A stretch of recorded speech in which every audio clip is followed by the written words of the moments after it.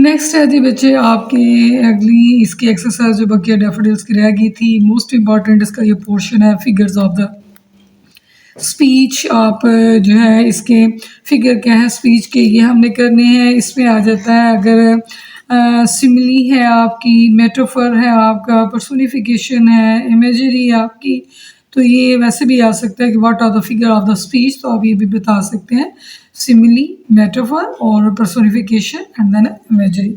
जी हम इसके कर लेते हैं। नंबर फर्स्ट ऑफ ऑल है हमारे पास सिमिली। सिमिली क्या होता है? सिमिली क्या है जी? हम अगर किसी चीज़ को किसी चीज़ के साथ तशबीह कर रहे होते हैं, यानी simile is a figure of speech in which like और एज इज़ यूज्ड, जिसमें हम लाइक और एज का लफ्ज़ इस्तेमाल करते हैं to make comparison between two ideas that are basically dissimilar.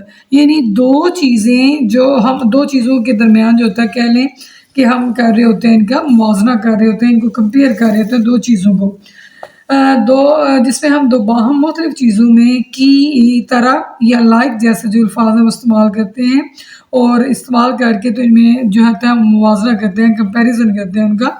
जैसे ये है कि हर आइज ट्विंकल्ड, उसकी आंखें चमकती हैं, लाइक स्टार्स, तारों की तरह। यानी आंखें और सितारे दो डिफरेंट चीज़ें हैं, ठीक है, डिसिमिलर है, ये सिमिलर नहीं है। स्टार्स और आइज जो है सिमिलर नहीं है। तो हम क्या करते हैं कि इसको कंपेयर कर रहे हैं, आंखों को किसके साथ कर रहे हैं, मुआवजा किसके साथ हम कर रहे हैं, स्टार के साथ। तो ऐसी जो है सेंटेंस जिसमें हम दो डिफरेंट चीज़ों का हम मुआवजा कर रहे होते हैं, उसको हम कहते हैं सिमिली। और इसमें हम यूज़ करते हैं लफ्ज़ लाइक या हम यूज़ कर लेते हैं एस, ठीक है। हर आइज ट्विंकल्ड लाइक स्टार, उसकी जो आंखें हैं वो ऐसे रोशन है जैसे सितारों की तरह उसकी आंखें रोशन थी। ट्विंकल्ड है तो रोशन थी। She was as busy as a, bee was as as, वो इतनी मसरूफ थी, एज अ बी जैसे एक शहद की मक्खी होती है, ठीक हो गया। यानी इसमें भी उसने एस और इसमें उसने लाइक का वर्ड यूज़ किया। तो आपकी इसमें भी आपके ज़हन में रखने वाली चीज़ है कि जहाँ आपकी लाइक का वर्ड यूज़ हो, एस का वर्ड यूज़ हो और दो डिफरेंट चीज़ों के साथ मुआवजा किया गया हो, तो उसको हम कहेंगे ये क्या है, सिमिली। नेक्स्ट है बच्चे आपका मेटाफर, ठीक है। ये भी आपका फिगर ऑफ स्पीच है और इसको सिमिली को कहते हैं तशबीह, ठीक है। और मेटाफर को हम कहते हैं मजाज, कनाया, इस्तारा, ठीक है। If we write a comparison between two things, अगर हम मुआवजा करते हैं दो चीज़ों के दरमियान, and omit the word like, और हम इस्तेमाल नहीं करते उसमें लफ्ज़ लाइक, उसको छोड़ देते हैं, then we are using metaphor. यानी जिसमें हम लाइक का वर्ड इस्तेमाल नहीं करेंगे तो उसको हम क्या कहेंगे, ये क्या है, मेटाफर है। दो चीज़ों में हम मुआवजा करेंगे लेकिन लाइक का वर्ड हम यूज़ नहीं करेंगे तो उसको हम कहेंगे ये मेटाफर है, मजाज है, कनाया है। He proved a line in the fight, देखें इसमें ही प्रूव्ड, वो साबित हुआ, अ लाइन एक शेर की तरह, वो इन द फाइट लड़ाई में, यानी वो लड़ाई में एक शेर की तरह जो है वो साबित हुआ, वो लड़ाई में शेर साबित हुआ। His heart is red, red roses, उसका जो दिल है सुर्ख सुर्ख गुलाब है, उसका दिल जो है वो सुरह है, यानी सुरह गुलाब है। तो उसमें देखिए उसने कंपैरिजन किया हुआ है दिल को सुरह गुलाब से, और जो है उसको लड़ाई में उसको शेर साबित किया हुआ, लेकिन लाइक का वर्ड उसने यूज़ नहीं किया। तो हम इसको कहेंगे कि ये क्या है, मेटाफर है, यानी कंपैरिजन तो है विदाउट लाइक एंड एज, ठीक है। नेक्स्ट है जी आपका पर्सोनिफिकेशन। पर्सोनिफिकेशन क्या है, तजसीम, इसको क्या कहते हैं, तजसीम। तजसीम क्या होता है कि जिसमें किसी शय, किसी चीज़ या तस्वर को इंसानी हसाइल या खूबियाँ के साथ जो है वो बयान किया जाता है। It is a figurative language technique which an object और आइडियाज गिवन ह्यूमन करैक्टरिस्टिक्स और क्वालिटीज़, यानी जिसमें इंसानी खसूसियात या खूबियों से उसको कंपेयर किया जाता है। द कैंडल फ्लेम, जैसे हम कह लें कि मोमबत्ती का शोला, डांस रक्स करने लगा इन द डार्क, अंधेरे में, मोमबत्ती का शोला अंधेरे में रक्स करने लगा। तो देखिए आप डांस करता कौन है, इसको इंसानी ह्यूमन कैरेक्टरिस्टिक्स में कह लिए, क्वालिटीज़ में कह लिए पाया गया है। The sunflower noted the wind in the wind, noted होता है सर हिलाना, हिलना। सूरजमुखी के फूल हवा में झूमने लगे, सर हिलाने लगे, तो इट मीन्स दैट किस में भी क्या पाया जाता है, आपकी ह्यूमन क्वालिटीज़ कैरेक्टरिस्टिक पाई जाती हैं, ठीक हो गया। तो ये आपकी क्या है, तजसीम, पर्सोनिफिकेशन इसको कहेंगे। नेक्स्ट है जी आपकी इमेजरी। इमेजरी ख्याल, आफरीनी, ठीक है। इसमें हम कहेंगे imagery is the construction of detail that use to create mental images in the mind of the reader through the visual senses as well as sense of touch, smell, taste and sound. यानी इंसान के ज़ाहरी हवास जैसे कह लें कि छूने, चखने या आप कह लें कि आवाज़ सुनने के हवास के ज़रिए जहन में जो हमारे एक तस्वुर उभरता है उसको हम कहते हैं इमेजरी, यानी ख्याल आफरीनी कहते हैं। जैसे यहाँ आ गया उसमें आपका विजुअल है, आपका ऑडिटरी है, स्मेल है, टेस्ट है, टच है, ठीक है। तो हम कह सकते हैं कि पत्तों की सरसराहट कह सकते हैं हम इसको, sorry rustling of the leaves, पत्तों की सरसराहट होगी। Huge trees in the thick dark forest, घने और तारीक जंगल में बड़े बड़े दरख्त। उसके बाद सेंट ऑफ एप्पल्स, फूलों की, सेबों की खुशबू कह लें, स्वीट एंड जूसी ऑरेंजेस कह लें, मीठे और रस भरे संतरे आप कह लें, रस्ट एंड रफ पाथ, नाहवार और दुश्वार रास्ता, यानी जिसमें आप की सेंसेस को यूज़ किया जाता है तो उसको हम कहते हैं कि ये क्या है, आपकी इमेजरी है। और ज़्यादा आपके अहम जो है वो सिमली है, आपकी मेटाफर है और आपकी पर्सोनिफिकेशन है। सिमली जिसमें किसी चीज़ को तशबीह दी जाती है वर्ड एज और लाइक की तरह, मेटाफर जिसमें तशबीह कर दे रहे होते हैं, मुआवजा कर रहे होते हैं लेकिन आप लाइक और एज यूज़ नहीं करते। पर्सोनिफिकेशन में आप ह्यूमन करेक्टरिस्टिक्स के साथ, क्वालिटीज़ के साथ उसको कंपेयर कर रहे होते हैं। इमेजरी में आपके 5 सेंसेस यूज़ होती है। तो ये मोस्ट इंपॉर्टेंट चीज़ें, इसको आप ज़हन में रख लें। ये आगे पेपर में नहीं भी आती तो आपके नॉलेज के लिए ये बहुत ज़रूरी है। नेक्स्ट बेटे आपका क्वेश्चन नंबर जो है ये जूस ए जो है ये पेपर में नहीं आती, इसको स्किप कर दें। आपका बी पार्ट भी पेपर में नहीं आता है, इसको आप स्किप कर दें। उसके नेक्स्ट बच्चे आपका ये देखें, time is money, time is money, वक्त सरमाया है। इसमें देखें आपका लाइक यूज़ नहीं हुआ, आपका एज यूज़ नहीं हुआ, तो इट मीन्स डैट की मेटाफर है। एज बिजी, एज भी बहुत आसान, एज का वर्ड यूज़ हुआ तो ये आपकी क्या है, सिमली है। उसके बाद है जी आपका wind whispered the roams of the forest, यानी हवा ने जंगल की अफवाहें सरगोशी में बता दी। अब इसमें सरगोशी कौन करता है, ह्यूमन क्वालिटीज पाई गई है ना विस्पर की, तो इसको हम कहेंगे ये क्या है, personification. As gentle as a lamb, इसमें एज का वर्ड यूज हुआ तो ये आपकी क्या है बच्चे, simile. The sorry engine wheeze its death cough, तो इसमें भी आपका डेथ कफ का जिक्र हो गया, वीज का जिक्र हो गया, तो ये आपकी पर्सोनिफिकेशन है। The heart of the line, तो ये आपका क्या है, मेटाफर, ठीक है, यानी शेर का दिल। उसके बाद apple of my eye, apple of my eye क्या है, मेटाफर, मेरी आंखों का तारा, इन्हें तशबीह दी है लेकिन एज का और लाइक का वर्ड यूज नहीं किया। एज करेंगे एज फॉक्स, एज का वर्ड यूज हुआ तो ये इंतहाई आसान है, सिमली है। Brown grass was bagging for water, water पानी कौन मांगता है, इंसान, तो ये आप कह सकते हैं ये क्या है, आपकी पर्सोनिफिकेशन है। As wise as an owl, यानी इतना अक्लमंद जैसा कि उल्लू, तो ये आपका सिमली है। Blanket of the snow, blanket of the snow ये आपका मेटाफर है। As black as a crow, ये बताने की ज़रूरत ही नहीं है, ये आपका क्या है, सिमली है। नेक्स्ट है जी बच्चे यूज़, ये आपने वर्ड्स दिए हुए हैं तो आपने इसके सिनोनिम्स जो है वो फाइंड आउट करने हैं। जैसे आपका सा गैलेंस गेज है, शाइन ट्विंकल और स्पार्क है, तो इसके साथ आप लगा सकते हैं, आप कर लें। इसी तरह के आप नीचे 3 जो है वो लफ्ज़ और कर लें, जैसे आपने लगा दिया ऑब्जर्व्ड, आप लगा लें, उसके बाद आप लुक लगा लें, उसके बाद आप स्टेयर लगा लें, ठीक हो गया।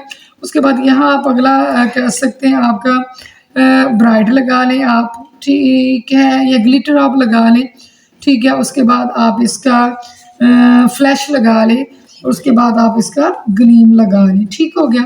तो ये आपके 3 जो है वो वर्ड मज़ीद पूरे हो जाएंगे। ठीक, यहाँ दी गई हैं। पॉजिटिव भी आपने यूज़ करना है, नेगेटिव भी, जैसे हम सॉलिट्यूड तन्हाई कह सकते हैं, तो तन्हाई के लिए हम इसका यूज़ कर लेते हैं, ये पॉजिटिव है। और लोनली, तन्हा, अकेला, उसको हम नेगेटिव सेंस में ले सकते हैं। यहाँ भी इसने कहा पॉजिटिव और नेगेटिव जो है आपने फाइंड आउट करनी है। अब यहाँ भी देखें कि इधर आप कॉलम बना सकते हैं, एक आप पॉजिटिव का बना लें तो दूसरा आप किसका बना लें, आप नेगेटिव का बना लें, 2 आप इसके साथ कर लें। तो चलें जी हम इसमें देख लेते हैं। ये जैसे हमारा गैस है तो हम अगर इसको लगा लेते हैं पॉजिटिव में, तो हम इसको लगाएं रखेंगे कि ये लुक है, क्या है इसका, हम पॉजिटिव लें तो वो क्या आपका हम लगाएंगे, ये लुक है, देखना, स्टेयर, फिक्स, लुक यानी घूरना। उसके बाद शाइन, शाइन मीन आपका ग्लीम, धीमी रोशनी, ग्लेयर, स्कोल, ठीक है, गजबनाक, तेवर। उसके बाद होर्ड क्या होता है, स्टोर, हीरा अंदोज़ी करना। कलेक्ट क्या होता है, गैदर, इकट्ठा करना। तो अगर हम देखें तो गेज़ का अगर हम लुक लगाते हैं तो ये हमारी पॉजिटिव हो जाएगी, पॉजिटिव कोनोटेशंस होगी। अगर हम फिक्स लगाते हैं लुक, घूरना, तो देखिए घूरना अच्छी चीज़ नहीं है, तो हम इसको नेगेटिव में ले जाएंगे। उसके बाद ग्लीम, धीमी रोशनी, तो उसको हम पॉजिटिव सेंस में लेंगे। ग्लेयर, स्कोल, गजबनाक, इसको हम नेगेटिव में लेंगे। होर्ड, स्टोर, यानी ज़हीरा अंदोज़ी करना, जमा करना, तो वो अच्छी चीज़ नहीं है, इसको हम नेगेटिव में लेंगे। कलेक्ट, गैदर, इकट्ठा करना, तो उसको हम पॉजिटिव में लेंगे। तो ठीक है जी बच्चे, आपने इसके जो है सेंटेंसेस भी आप बना सकते हैं, यूज़ कर सकते हैं। नेक्स्ट है जी आपकी ग्रामर आ गई इंतहाई आसान। इंतहाई आसान आ गया आपका यहाँ कलेक्टिव नाउन, यानी अस्माए जमा। जब भी हम किसी चीज़ को जमा करके, इकट्ठा करके एक नाम दे देते हैं, तो उसको हम कहते हैं कि ये क्या है, ये कलेक्टिव नाउन है। सिंगुलर नाउन जैसे कमेटी या team, refer to the group of people, animal और thing is called collective noun. For example, crowd in this poem refer to the collection of large number of daffodils. यानी जहाँ बहुत ज़्यादा तादाद में daffodils थे तो हमने उसको कह दिया ये क्राउड है।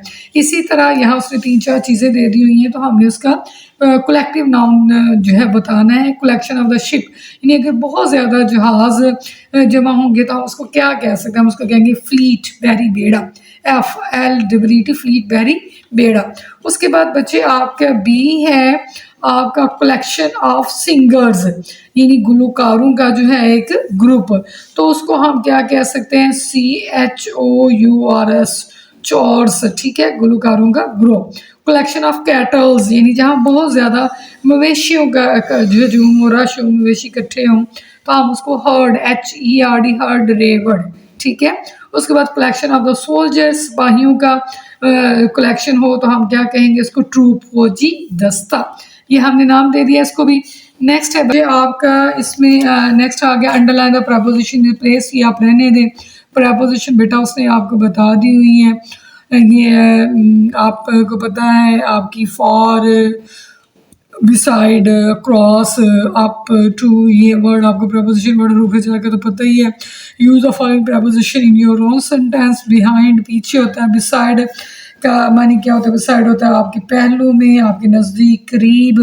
नेक्स्ट टू का मानी होता है अगला, अंडर का मानी होता है नीचे, ओवर का मानी होता है ऊपर, अलॉन्ग का मानी होता है साथ, और क्रॉस होता है आर पार। तो ये हरूफ जार हैं, प्रपोजिशन दिए हुए हैं, आप इसके सेंटेंस बना सकते हैं। The cat is under the table, बिल्ली जो है वो मेज़ के नीचे है। या student are sitting under the table under a tree, तालिब इल्म दरख्त के नीचे बैठे हुए हैं। या आप ये भी कर सकते हैं आपका जैसे बिसाइड है, the bank is beside the hotel, ठीक है। बैंक जो है वो होटल के करीब ही पाया जाता है। बिहाइंड पीछे, the tree is behind the building, दरख्त जो है वो बिल्डिंग के पीछे। तो सच है आप इस तरह के बना सकते हो। उसके बाद कंजक्शंस हैं जी, जॉइन द वर्ड्स। कंजक्शन क्या है, हरूफे अतफ जो फिक्रों को जोड़ते हैं आपस में, ठीक है। तो ये पेपर में ऐसा जब भी कोई आप देख लें, बहरहाल आपको करवा देती हूँ। Conjunction join the word and sentences, ये फिक्रों और अल्फाज को जोड़ते हैं। There are 2 kinds of conjunction. Conjunction की 2 इकसाम है यहाँ, टाइप है कोऑर्डिनेटिंग और दूसरी है सब कोऑर्डिनेटिंग, ठीक है। कोऑर्डिनेटिंग में क्या होता है, this conjunction join sentences of equal rank, ये बराबर ही होता है, इक्वल रैंक के लिहाज से फिक्रों को जोड़ती हैं। और इसमें मिसाल इसकी बट, नॉर, इधर, ऑल्सो, हाउएवर, ओनली, सो, हैंस। और सब ऑर्डिनेटिंग में आप क्या करते हो कि ये एक दूसरे पे इन्हिसार कर रही होती है, ये उन फिक्रों को जोड़ी होती है जो एक दूसरे पे डिपेंड कर रहे होते हैं। Because he can not come to school, because he was ill, वो स्कूल ना आ सका क्योंकि वो बीमार था, ठीक है। That, while, unless, as, when, since, if, though, ये इसमें आपकी ये सब ऑर्डिनेटिंग में आ जाएगी। अगर आपके ऊपर बट इधर नीधर लगे तो आपको समझ जाना चाहिए ये आपकी जो है कोऑर्डिनेटिंग वाली कंजक्शन है, और जिसमें ये हो तो ये आपकी सब ऑर्डिनेटिंग है। उसके बाद fill in the blanks with appropriate conjunction, उसने कहा कि इसमें आप मुनासिब सी जो है आप कंजक्शन इसका इस्तेमाल करते हुए इसको आप फिल करें। तो ठीक है, हम इसको कर लेते हैं। ही रन फास्ट, वो तेज़ भागा, but he miss the train, लेकिन उसने ट्रेन मिस कर दी। वेट, इंतज़ार करो। until I return, जब तक मैं वापस आता हूँ तो मेरा इंतज़ार करें। उसके बाद वर्क हार्ड, सख्त मेहनत करें। लीस्ट यू शुड फेल, ऐसा ना हो कि आप नाकाम हो जाएं। आई डिड नॉट कम, मैं नहीं आया बिकॉज क्योंकि यू डिड नॉट इन्वाइट मी, क्योंकि तुमने मुझे दावत ही नहीं दी थी। You will get a price, आप एक को एक इनाम मिलेगा। इफ़ यू डिज़र्व इट, अगर आप इसके हकदार हुए तो आपको इनाम दिया जाएगा। उसके बाद नेक्स्ट है ये आपका बेटा ये पी वाला पोर्शन आप छोड़ दें। प्रेजेंट एंड पास्ट पार्टिसिपल, ठीक है। आपने इसमें इस्माए हालिया और माजी की जो है ना वो सिफ्त की फेली इस्तेमाल करनी है आपने। Participle is a verb form used as adjective to modify the nouns and pronoun. Present participles में all the present participle and in the ing, यानी जिसके आर में ing होगा वो आपके क्या होंगे, present participle होंगे। और past में आपका आ जाएगा past participles of other regular verb and ed, जिसके आर में आपका ed होगा। तो ठीक हो गया बच्चे, present का आपको पता होना चाहिए, हाल में इसका ताल्लुक होगा, इसमें ing आएगा, the laughing lady, the falling temperature, the stinking remark, और यहाँ अगर आप आएंगे the tired answer, the injured player, the cracked vase, ठीक है। तो आपको यहाँ से पता चल जाएगा कि जिसमें आपकी ईटी लगी होगी वो आपका पास्ट पार्टिसिपल होगा, जिसमें आपकी आईएनजी लगा होगा वर्ब के साथ वो आपका प्रेजेंट पार्टिसिपल होगा। नेक्स्ट है जी, यहाँ उसने दिया हुआ है अंडरलाइन द, यहाँ हाउएवर इरेगुलर वर्ब है various past participle ending such as thrown, ridden. ये हर ज़रूरी नहीं होता कि हर वर्ब की जो है पास्ट में उसके साथ ईडी लगा हो, कुछ की सेकंड फॉर्म जो होती है वो चेंज भी होती है, जैसे थ्रोन आ गया, रिडन आ गया, बिल्ट आ गया, गो एंड गॉन, ठीक है। Underline the participle following sentences, जिसमें आपने बताना है कि कौन से पार्टिसिपल जो है वो यूज़ हुए हैं। तो ये हम कर लेते हैं जी बच्चे। इसमें जैसे आपका बेटा आपका यहाँ अगर आप देखें, ही वॉज सो शॉक्ड, ठीक है, ही वॉज सो शॉक्ड, आप शॉक्ड को अंडरलाइन करें, ठीक है। तो आपने देख लिया ईडी लगा, तो ये किसको ज़ाहिर कर रहा है, ज़रा पास्ट पार्टिसिपल को ज़ाहिर कर रहा है। उसके बाद नेक्स्ट है after due to the accident that he could not speak. तो इसमें आपको पता चल गया कि आपने इसमें जो था आपका वर्ड शॉर्ट को आपने अंडरलाइन किया, ये पास्ट पार्टिसिपल है। उसके बाद आपका ग्लोपिंग पे आज है आपका, तो ये सर पर ये आपका आएगा उसमें प्रेजेंट में। उसके बाद I don't want that burn toast, ठीक है, इसमें आपके वर्ब की सेकंड फॉर्म यूज़ हुई है, तो बच्चे ये आपका पास्ट पार्टिसिपल है। अगर डोंट बी फ्राइटेंड, ये भी आप देखें तो सेकंड फॉर्म है, तो ये आपका क्या है जी, ये आपका पास्ट पार्टिसिपल है। उसके बाद आपका स्टोलन जो है goods, the lorry was carrying stolen goods, ठीक है, स्टोलन गुड्स ये आपका पास्ट पार्टिसिपल है। एवरीबॉडी वाज एक्साइटेड, प्रिपेयरिंग का वर्ड आपका यूज़ हुआ यहाँ, एक्साइटेड का वर्ड यूज़ हुआ, वर्ब आपका एक्साइटेड है, उसके भी हम कहेंगे कि ये आपका पास्ट पार्टिसिपल है। If the children are born, इसमें भी अगर आप देखें तो आपका बोर्ड जो लफ्ज़ है ये किसको शो कर रहा है, पास्ट पार्टिसिपल को। तो बच्चे मैंने आपको ये सारी चीज़ें जो है अल्हम्दुलिल्लाह करवा दी हैं। इस एक्सरसाइज में जो मेन चीज़ें थी वो ग्रामर थी, वो आपको सारी करवाई है। आप इसको गौर से कीजिएगा, अच्छी तरह कीजिएगा। नेक्स्ट इसमें कोई ऐसी चीज़ नहीं है, राइटिंग स्किल्स हैं वो आपकी करने वाली नहीं है। और उसके बाद बच्चे आपकी नहीं, उसके बाद कोई ऐसी चीज़ ऑरल कम्युनिकेशन स्किल्स हैं वो भी आपने नहीं करनी, जो मेन थी वो मैंने आपको करवा दी। तो अगर आपको वीडियो अच्छी लगे तो बच्चे इसको लाइक किया करें, शेयर किया करें, कमेंट्स किया करें।